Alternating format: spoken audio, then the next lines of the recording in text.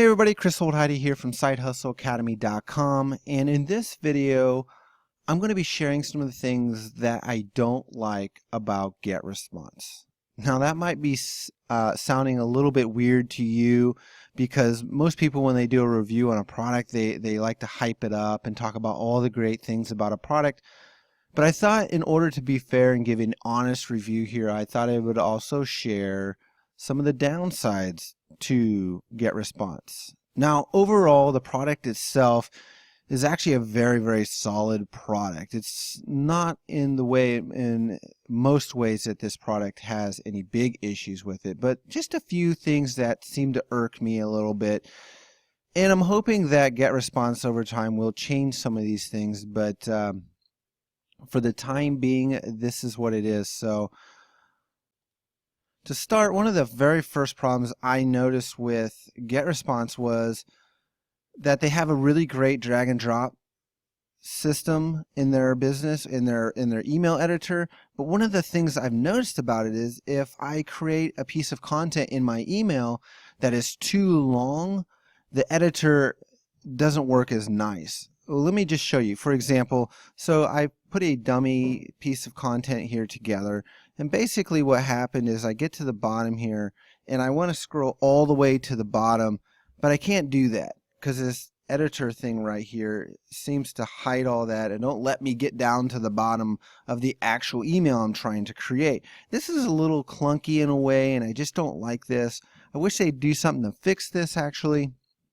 In actuality, this thing is supposed to go up to the top, and sometimes I can get it to do that. But all in all, if you're creating a long email, this is really a problem, and I don't really like this. Now, if you're creating a short email, this really isn't a real big problem, but if you're creating a long one, it can be a huge problem. Now, one way to get around this, and this is what I do, is if you're running into this problem, and once you sign up for GetResponse, you'll notice this problem as well. The way I get around this, though, is I go into some type of text editor like Microsoft Word or Google Docs, and I simply create the email in one of those places, and then just copy and paste it right into the editor itself. That way, I don't have to actually create it inside GetResponse. On top of that, it also allows me to save the emails off-site into another location so I can review them or look at them at another time. So that's how I deal with that. The second problem that I deal with GetResponse is how the newsletters are created. And the problem I kind of notice with it is when I'm going to go create a newsletter, so when you go into messages and then you click on create a newsletter, you're going to come up to a page that looks something like this. And you can click on create a new newsletter. Now before you do that, you want to decide what campaign you want to put the newsletter in. So for example, in my case, I want to put it in this campaign. So, and the thing that is it's easy to do this, but the problem comes in when you decide to click on creating a new email. So once you click on this, the ability to switch campaigns is lost, and you can't go and just change campaigns. The problem comes in, I've been in a position where I've been halfway through the process of creating the email, and then I realize I'm in the wrong campaign, and I want to go back to that campaign and just switch. All I want to do is switch the campaign this email is going to get sent out on.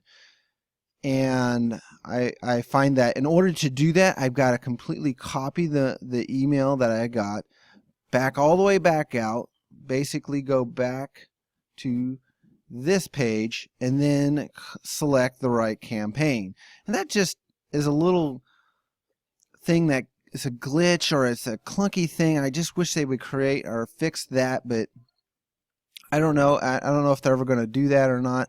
I mean, other than that, it works extremely well, and there's not really a workaround around this. So you just got to make sure. And I've had this problem in the past where I've sent out my emails to the wrong campaign, and it's kind of disheartening a little bit when that happens. So hopefully, GetResponse gets their act together a little bit there and fixes those things.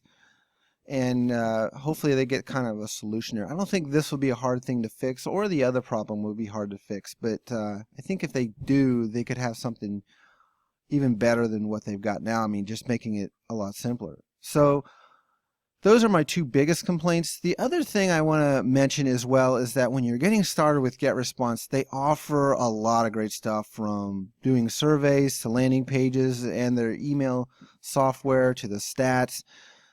A lot of great stuff here. The problem is it can be real easy to get off track with some of this stuff and just tinker around with it. And I've noticed myself get into those rabbit holes where I'm messing around with a lot of stuff and not really accomplishing a lot of things, and that can be a bit troublesome when you've got so many different functionalities and things like that you can do inside of GetResponse. But my suggestion is, if you are brand new, is just to keep things simple and easy. In fact, my very first year using GetResponse, the only thing I used was the newsletter, creating newsletters and creating the autoresponders. Everything else I didn't even touch. I didn't do anything but time-based autoresponders and creating newsletters for my audience. And that's still the majority of what I do today. Now, I'm still tinkering around with things, but I'm doing it at a specific time and when it works out, and it's something that I really need to learn or do. So again, those are just a few of the things that I've dealt with as far as some of the problems with GetResponse.